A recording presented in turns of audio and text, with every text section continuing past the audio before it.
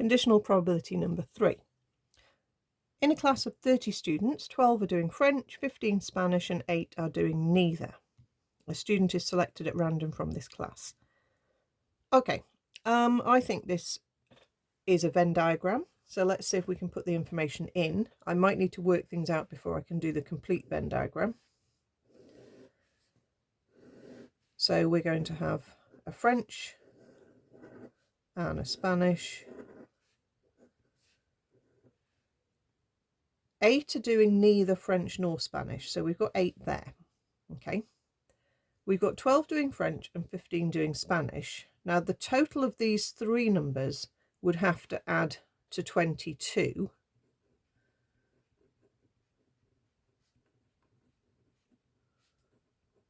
Okay, but what we've got are 12 and 15 at the moment adding to 27, so we've got 5 people extra.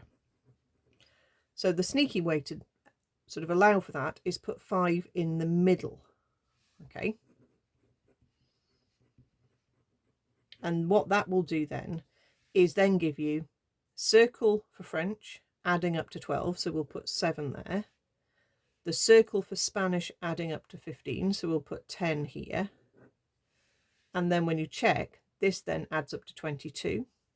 Okay, so that sneaky tip of, you don't know the central section, but you know what the 3 sections should add up to. You can work out how the numbers should fit in.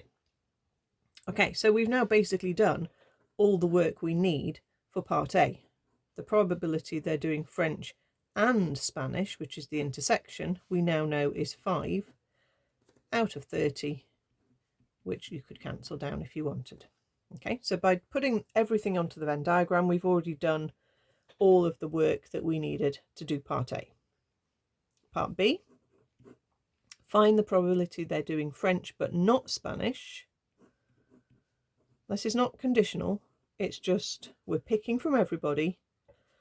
Find the probability they're doing French but not Spanish, and that's just the 7 people on that little side that are in the French circle but not in the Spanish. So that is 7 out of 30. And then the conditional comes into part C.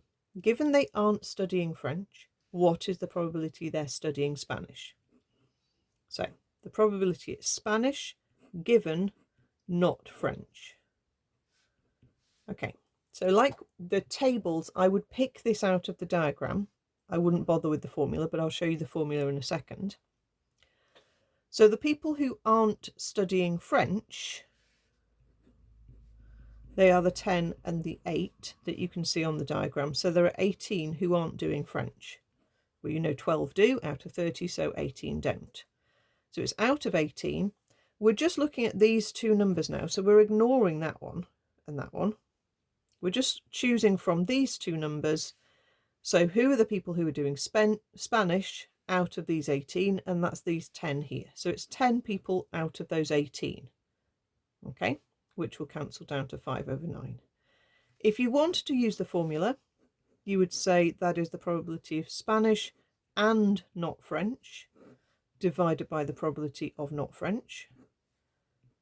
Spanish and not French would be 10 out of 30, and not French would be 18 out of 30, and that would then bring you back to 10 out of 18.